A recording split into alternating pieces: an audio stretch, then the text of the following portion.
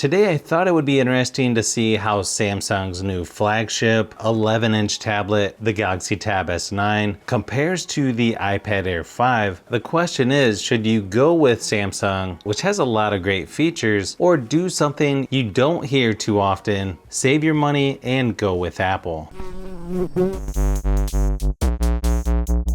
The Galaxy Tab S9 starts at $799, where the iPad Air 5 is only $599, so you could save $200. But just keep in mind, the S Pen is included with the Tab S9, where you have to pay extra for the Apple Pencil, and the storage options are going to be quite a bit different. You've got a free storage upgrade of 256 on the Galaxy Tab with 12 gigabytes of RAM, where you're only going to get 64 gigabytes on the iPad Air. Also, one thing you get on the Galaxy Tab you won't get on the iPad is the ability to expand your storage using a micro SD card. Now the screen sizes are somewhat similar between these two. You've got a 10.9 inch on the iPad, 11 inch on the Galaxy Tab, but you are going to notice there's a little bit different shape or aspect ratio. Pad is 2360 by 1640 resolution versus 2560 by 1200 on the Galaxy Tab. You'll also notice they use different screen technologies, where the iPad uses the liquid retina display, which is IPS LCD, versus the dynamic AMOLED 2X display on the Galaxy Tab, which does tend to have a little darker blacks, better contrast, and is better for watching TV shows or movies in my opinion. You'll get 2160p resolution when watching YouTube videos, full HD playback resolution on apps like Netflix for both tablets. You are going to get up to 120Hz refresh rate on the Galaxy Tab versus only 60Hz on the iPad, but in my usage I haven't really noticed a huge difference between the two. The iPad is still going to be pretty smooth even at half the refresh rate, obviously depending on what types of stuff you're doing, but I feel like this is going to be more important to some people, where other people don't really even notice the difference. The overall brightness is also pretty similar between the two, but colors are going to be a tad different. They both have excellent viewing angles and should be good for just about anything you would need to do on your tablet. I don't feel like you can go wrong with either one as far as screen quality goes. I just prefer the display on Samsung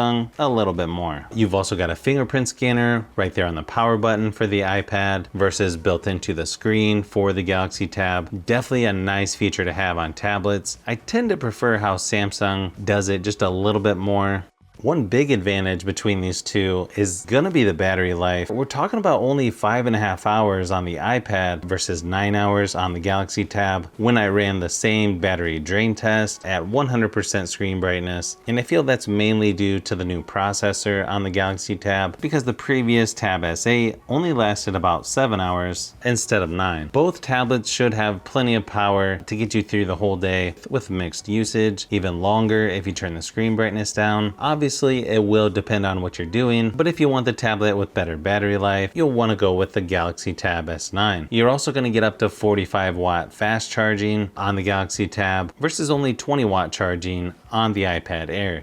Another big difference between these two is going to be the software. Some people prefer iPad OS, others prefer Android. For me, I sort of like both. I do prefer Android on my phone, but it's a little different on tablets. I feel like tablets, I could go either way. You can also do multitasking on both tablets and connect a keyboard and mouse to be a little more productive. For me, I like Samsung DeX over how the iPad OS is set up, but both are good options and may just come down to personal preference on which one has the better software. Nice thing is you can use an HDMI adapter on both if you want to connect these to a TV or monitor, which is always a nice option to have on a tablet, especially while traveling. Nice thing about the Galaxy Tab, you've got the S Pen included, where with the iPad, it works with the 2nd gen Apple Pencil, but that's going to come at an additional cost. I feel like both actually work pretty good, but I feel the Apple Pencil is sort of limited in how it only works in certain areas of the screen or software, where I can use the S Pen on the Galaxy Tab pretty much everywhere. Now, performance-wise, you're only going to get 4 gigabytes of RAM on the iPad Air, 12 gigabytes on the Galaxy Tab, but don't let that fool you. The iPad feels a lot faster than you would think. You've got the M1 chip in the iPad Air, a Snapdragon 8 Gen 2 processor in the Galaxy Tab. Just looking at the Geekbench scores, you can tell both tablets are going to be really nice options, probably some of the most powerful tablets that you could get right now from Apple or Samsung. And then gaming sort of comes down to personal preference. preference, but I feel like games tend to look a little bit better on the iPad versus the Galaxy Tab. But you're going to be able to play a lot of the same games, and you'll be able to play them with good graphics, high frame rates, so it may just come down to personal preference. Another nice thing is you're going to get 4 speakers on the Galaxy Tab, which have been improved over the previous Tab S8 versus only 1 speaker on each side for the iPad Air, even though it looks like 4 speakers. But just keep in mind, those are just for looks. Not that the iPad speakers sound bad, but the Galaxy Tab definitely wins this category in my opinion. Here's a quick sample of each just to give you an idea of what they sound like. But I've known you too long, it hurts to watch your blue eyes fade to gray as you fade away. Cause you try to stay strong and fake a smile until I look away. But I've known you too long, it hurts to watch your blue eyes fade to gray as you fade away. As you fade away, as you fade away, as you fade away. Now cameras are going to be a little bit different between these two. With Samsung, you've got the auto framing feature. When using the front facing camera for video, you also get a little higher resolution on the cameras for the Galaxy Tab, but photo and video quality are actually pretty good, especially for tablets. You can shoot up to 4K 30 frames per second on the Galaxy Tab, 4K 60 frames per second on the iPad when it comes to video recording. But if you're looking for a tablet for Zoom meetings or video conference calls, these two are going to be some of the better options out there. Here's a few quick samples of photo and video just to give you an idea of what to expect from each.